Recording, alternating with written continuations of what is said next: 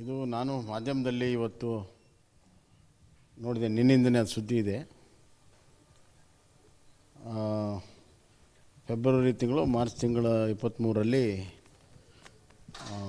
ಸಿರಾ industrial ಪ್ರದೇಶದಲ್ಲಿ ಆ company ಹೆಸರು ಏನೋ ಇದೆ, ಕ್ರಿಶೋ ಏನೋ ಒಂದು ಇದೆ, ಆ ಕಂಪ್ನಿ ಹೆಸರಿಗೆ ಕೊಟ್ಟಿದ್ದೀವಿ. ಅದರಲ್ಲಿ ಈಗ ಅಪಾದಿತ ಆಗಿರುವಂಥ ಹೆಣ್ಮಗಳು ಡೈರೆಕ್ಟ್ರ್ ಇದ್ದಾಳೆ ಅನ್ನುವಂಥದ್ದು ಸುದ್ದಿಯಾಗಿದೆ. ಮೊದಲನೇದಾಗಿ ಯಾರೇ ಇಂಡಸ್ಟ್ರಿ ಮಾಡ್ತಾರೆ ಅಂತಂದರೆ ಅದಕ್ಕೆ ಬೇಕಾಗಿರುವಂಥ ಕರಾರು ಷರತ್ತಕ್ಕೆ ಒಳಪಟ್ಟು ಮಾಡ್ತೀವಿ. ಇದು ಲ್ಯಾಂಡ್ ಆಡಿಟ್ ಕಮಿಟಿ ಅಂತ ಇರ್ತದೆ. ಲ್ಯಾಂಡ್ ಆಡಿಟ್ ಕಮಿಟಿಯಲ್ಲಿ ಪ್ರಿನ್ಸಿಪಲ್ ಸೆಕ್ರೆಟರಿಯಿಂದ ಹಿಡಿದು ಎಲ್ಲ ಹಿರಿಯ ಅಧಿಕಾರಿಗಳಿರ್ತಾರೆ.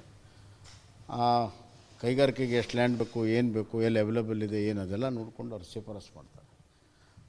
ಅದಾದಮೇಲೆ 500 ಕೋಟಿ ರೂಪಾಯಿವರೆಗೂ ಮಂತ್ರಿಗಳ ಅಧ್ಯಕ್ಷತೆಯಲ್ಲಿ ತೀರ್ಮಾನ ಆಗುತ್ತೆ. ಮುಖ್ಯಮಂತ್ರಿ ಹಂತಕ್ಕೆ ಬರೋದೇ ಇಲ್ಲ, ಅದು ನನ್ನ ಹಂತಕ್ಕೆ ಬಂದಿಲ್ಲ.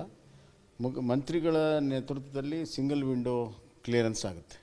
ಲ್ಯಾಂಡ್ ಆಡಿಟ್ ಕಮಿಟಿಯ ರಿಪೋರ್ಟ್ ಆಧಾರದ ಮೇಲೆ ಅವರು ಮಾಡ್ತಾರೆ. ಇದು ಪಾಲಿಸಿ, ಇದು ನಾವು ಮಾಡಿದ್ದಲ್ಲ, ಮೊದಲಿಂದ ಇರೋದು. ಅದರಲ್ಲಿ ಸಿಂಗಲ್ ವಿಂಡೋದಲ್ಲಿ ಪ್ರೊಸೀಡಿಂಗ್ಸ್ ಎಲ್ಲ ಆಗಿದೆ. ನಾನು ಆದಮೇಲೆ ತಿಳ್ಕೊಳ್ಳೋಕೆ ಪ್ರಯತ್ನ ಮಾಡಿದೆ. ನನಗೆ ಬಂದಿರೋ ಮಾಹಿತಿ ಪ್ರಕಾರ ಅವರು ಇದು ಪ್ರೊಸೀಡಿಂಗ್ಸ್ ಆದಮೇಲೆ ಅವ್ರಿಗೇನು ದುಡ್ಡು ಕಟ್ಟಬೇಕು ಅಂತ ನೋಟಿಸ್ ಹೋಗಿತ್ತೋ ಆ ದುಡ್ಡನ್ನು ಅವ್ರು ಕಟ್ಟಿಲ್ಲ. ಹೀಗಾಗಿ ಆ ಲ್ಯಾಂಡನ್ನು ಅವ್ರಿಗೆ ಅಲಾಟ್ ಮಾಡಿಲ್ಲ. ಹಾಗಾಗಿ ನನಗೆ ಬಂದಿರೋ ಸುದ್ದಿ ಪ್ರಕಾರ ಅವ್ರು ದುಡ್ಡು ಕಟ್ಟದೇ ಇರೋದ್ರಿಂದ ಲ್ಯಾಂಡ್ ಅಲಾಟ್ಮೆಂಟ್ ಆಗಿಲ್ಲ. ಮತ್ತು ಮೇಲಾಗಿ ಹಲವಾರು ಅಪ್ಲಿಕೇಶನ್ ಬಂದಾಗ ಇಂಡಸ್ಟ್ರಿ ಬರಬೇಕು, ರಾಜ್ಯಕ್ಕೆ ಆರ್ಥಿಕತೆ ಇಂಪ್ರೂವ್ ಆಗಬೇಕು, ಎಂಪ್ಲಾಯ್ಮೆಂಟ್ ಆಗಬೇಕು ಅನ್ನುವಂಥ ದೃಷ್ಟಿಯಿಂದ ನಾವು ಮಾಡ್ತಾಯಿರ್ತೀವಿ. ಈಗಿನ ಸರ್ಕಾರ ಕೂಡ ಹಲವಾರು ಕೋಟಿಗಟ್ಟಲೆ ಪ್ರಾಜೆಕ್ಟ್ಸ್ಗಳನ್ನ ಕ್ಲಿಯರ್ ಮಾಡ್ತಾಯಿರ್ತಾರೆ. ಆದರೆ ಅವ್ರು ಡೈರೆಕ್ಟರ್ಸ್ ಇನ್ನು 2 ವರ್ಷ ಬಿಟ್ಟು ಏನು ಮಾಡ್ತಾರೆ, ಏನಿಲ್ಲ, ಅವ್ರು ಮಾಡುವಂಥ ತಪ್ಪು ಕೆಲಸಗಳು, ಅವ್ಯವಹಾರಗಳು, ಅದಕ್ಕೆ ನಾವೇನು ಊಹೆ ಮಾಡೋಕ್ಕಾಗಲ್ಲ ಆ ಸಂದರ್ಭದಲ್ಲಿ. ಹೀಗಾಗಿ ಬಟ್ ಎನಿಹೌ ತನಿಖೆ ನಡೀತಾ ಇದೆ. ಅದು ನಡೀತಾ ಇರುವಂಥದ್ದು ದುಬೈದಿಂದ ತಂದಂಥ ಗೋಲ್ಡ್ ಬಗ್ಗೆ, ಅವ್ಯವಹಾರ, ಸ್ಮಗ್ಲಿಂಗು, ಅದ್ರ ಬಗ್ಗೆ ತನಿಖೆ ನಡೀತಾ ಇದೆ. ಸಂಪೂರ್ಣ ತನಿಖೆ ಆಗಲಿ, ತನಿಖೆಯಲ್ಲಿ ಎಲ್ಲ ಆಯಾಮಗಳು ತನಿಖೆ ಆಗಲಿ, ಯಾರು ತಪ್ಪಿಸಿದವರು ಶಿಕ್ಷೆ ಆಗುತ್ತೆ. ಅದು ನಮ್ಮ ಮಾಧ್ಯಮದಲ್ಲಿ ನೋಡ್ತಾ ಇದ್ದೀನಿ, ಇಬ್ಬರು ಈಗಿರುವಂಥ ಸಚಿವರು ಇದ್ದಾರೆ ಅಂತ. ಈಗ ಮಾಧ್ಯಮದಲ್ಲಿ ಬಂದಿದೆ ಅಂದರೆ ಅವ್ರಿಗೇನೋ ಒಂದು ಸ್ವಲ್ಪ ಸುದ್ದಿ ಇರಬೇಕು ಅಂತ ನಾನು ಭಾವಿಸ್ತೇನೆ. ಏನೇ ಇರಲಿ, ತನಿಖೆಯಲ್ಲಿ ಎಲ್ಲ ಸತ್ಯ ಹೊರಗೆ ಬರಬೇಕು ಅನ್ನುವಂಥದ್ದು ಆಸೆ ನಮಗೆ. ತೀವ್ರವಾದಂಥ ತನಿಖೆ ಆಗಬೇಕು, ಇನ್ ಡೆಪ್ತ್ ತನಿಖೆ ಆಗಬೇಕು. ಯಾಕಂದರೆ ಇದು ಒಂದೇ ಬಾರಿ ನಡೆದಿದ್ದಲ್ಲ ಅಂತ ಅನ್ನಿಸ್ತಾ ಇದೆ. ಹಲವಾರು ಬಾರಿ ಹೋಗಿ ಬಂದಿರೋದು ಇದಕ್ಕೆ. ಆಮೇಲೆ ಈ ಥರದ್ದು ಬೇರೆ ಬೇರೆ ಏರ್ಪೋರ್ಟ್ಗಳಲ್ಲೂ ಕೂಡ ಆಗಿದೆ. ಅದರಿಂದ ಇದನ್ನು ಭಾಳ ಗಂಭೀರವಾಗಿ ತೆಗೆದುಕೊಂಡು ಭಾಳ ವಿಸ್ತೃತವಾದಂಥ ಮತ್ತು ಡೀಪ್ ತನಿಖೆ ಆದಾಗ ಇದಕ್ಕೆ ಸಪೋರ್ಟ್ ಸಿಸ್ಟಮ್ ಯಾರ್ಯಾರಿದ್ದಾರೆ, ಅಲ್ಲಿ ಕೊಟ್ಟವರು, ಇಲ್ಲಿ ತೊಗೊಂಡವರು, ಇಲ್ಲಿ ಬಂದ ಮೇಲೆ ಅದನ್ನು ಮಾರಾಟ ಮಾಡೋರು, ಆ ಜಾಲ ಸಂಪೂರ್ಣವಾಗಿ, ಆ ನೆಟ್ವರ್ಕ್ ಏನಿದೆ ಸಂಪೂರ್ಣವಾಗಿ ಭೇದಿಸಬೇಕು. ಸರ್, ಈ ಪ್ರಕರಣದಲ್ಲಿ ಕೇವಲ ಅಂದರೆ ಶಾಸಕರು ಅಥವಾ ಸಚಿವರುಗಳ ಹೆಸರುಗಳೇ ಒಂದು ಕಡೆ ಆದರೆ ರಾಜಕೀಯವಾಗಿ ಕಸ್ಟಮ್ಸ್ ಅಧಿಕಾರಿಗಳು ಕೂಡ ಇದ್ದಾರೆ ಅನ್ನೋಂಥದ್ದು. ಯಾಕಂದರೆ ಇದು ಅವರ ಕೈವಾಡ ಇಲ್ಲದೆ ಈಚೆ ಬರ್ಲಿಕ್ಕೆ ಸಾಧ್ಯ ಇಲ್ಲ, ಅವರ ಹೋಗಿ ಬರ್ಲಿಕ್ಕೆ ಸಾಧ್ಯ ಇಲ್ಲ. ಈಗ CBI ಇವತ್ತು FRI ರಿಜಿಸ್ಟ್ರೇಷನ್ ಮಾಡ್ಕೊಂಡಿದೆ ಅಂದರೆ CBI ವ್ಯಾಪ್ತಿಯಲ್ಲಿ ಯಾರ್ಯಾರು ಪಾತ್ರಧಾರಿಗಳಿದ್ದಾರೆ, ಇನ್ಕ್ಲೂಡಿಂಗ್ ಸೆಂಟ್ರಲ್ ಗೌರ್ಮೆಂಟ್ ಎಂಪ್ಲಾಯೀಸು ಅದರಲ್ಲಿ ಬರ್ತಾರೆ. ಅದಕ್ಕಾಗಿಯೇ CBI FIR ಮಾಡಿದೆ.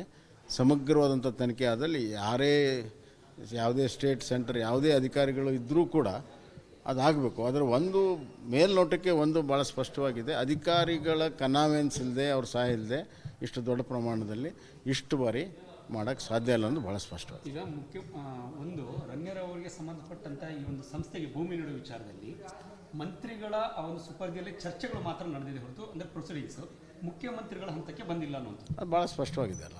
ಸಿಂಗಲ್ ವಿಂಡೋ ಏಜೆನ್ಸಿ 500 ಕೋಟಿ ರೂಪಾಯಿವರೆಗೂ ಇರುವಂಥದ್ದು, ಅದು ಮಂತ್ರಿಗಳ ಅಧ್ಯಕ್ಷತೆಯಲ್ಲಿ ನಡೀತದೆ. ಲ್ಯಾಂಡ್ ಆಡಿಟ್ ಕಮಿಟಿ ರಿಪೋರ್ಟ್ ಆಧಾರದ ಮೇಲೆ ಅವ್ರು ಕೊಡ್ತಾರೆ. ಅದರಲ್ಲಿ ಭಾಳಷ್ಟು ಜನಕ್ಕೆ ಕೊಟ್ಟಿರ್ತೀವಿ. ಅದು ಸಿರಾ ಅಂತ ಊರಲ್ಲಿ ಇಂಡಸ್ಟ್ರಿ ಬರಬೇಕು ಅನ್ನೋ ಕಾರಣ ಅದಕ್ಕೋಸ್ಕರನೇ KIDB ಎಸ್ಟೇಟ್ ಮಾಡಿರ್ತೀವಿ ನಾವು. ಇಂಡಸ್ಟ್ರಿಯಲ್ ಎಸ್ಟೇಟ್ ಮಾಡಿ ಇಂಡಸ್ಟ್ರಿ ಬರಬೇಕಂತಲೇ ಮಾಡಿರ್ತೀವಿ. ಅದು ಕೊಟ್ಟಿದ್ದಾರೆ, ಅವ್ರ ಲೆವೆಲಲ್ಲಿ ಕೊಟ್ಟಿರ್ತಾರೆ. ನನ್ನ ಹಂತಕ್ಕೆ ಬರೋದಲ್ಲ ಅದು. ಗ್ರೇಟರ್ ಬೆಂಗಳೂರು ವಿಭಜನೆ ಮಾಡಿ 7 ಬಾರಿ ಮಂಡನೆ ಮಾಡಿದ್ದಾರೆ. ನೋಡಿ, ಬೆಂಗಳೂರು ನಿರ್ವಹಣೆ ಮಾಡೋದರಲ್ಲಿ ಸರ್ಕಾರ ವಿಫಲವಾಗಿದೆ. ಅದು ರಸ್ತೆಗಳ ರಿಪೇರಿಯಿಂದ ಹಿಡಿದು ಹೊಸ ರಸ್ತೆಗಳ ನಿರ್ಮಾಣ ಮಾಡೋದಾಗಲಿ, ಟ್ರಾಫಿಕನ್ನು ಈಸೌಟ್ ಮಾಡೋದ್ರಲ್ಲಾಗಲಿ, ಕಸ ನಿರ್ವಹಣೆ ಮಾಡೋದಾಗಲಿ, ಸ್ಟ್ರಾಂಗ್ ವಾಟರ್ ಡ್ರೈನ್ ಮಾಡೋದ್ರಲ್ಲಾಗಲಿ 2 ವರ್ಷ ಸುಮ್ಮನೆ ಮಾತಲ್ಲಿ ಕಳೆದ್ರು.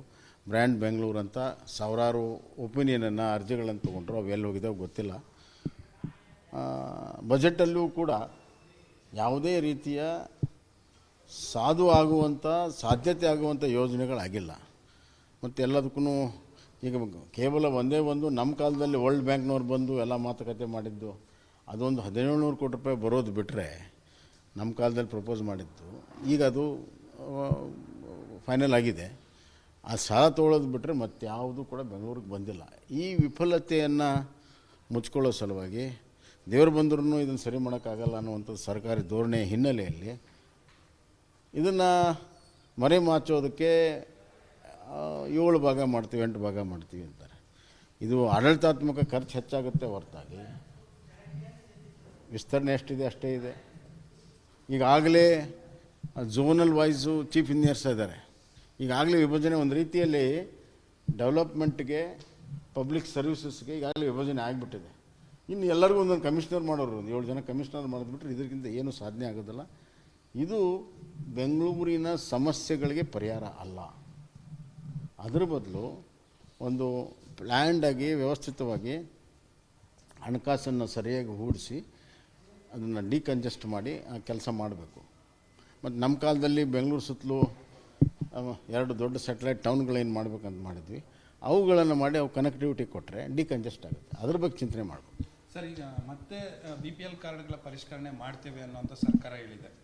ಅಂದರೆ ಕೇಂದ್ರ ಸರ್ಕಾರದ ಮಾರ್ಗಸೂಚಿಯಂತೆ ಮಾಡ್ತೀವಿ ಅನ್ನೋಂಥದ್ದು. ಕಳೆದ ಬಾರಿನೂ ಪರಿಷ್ಕರಣೆ ಮಾಡೋಕ್ಕೆ ಹೋಗಿ ಕೈ ಸುಟ್ಕೊಂಡು ರಾಜ್ಯಾದ್ಯಂತ ವಿರೋಧ ವ್ಯಕ್ತ ಆಗಿತ್ತು.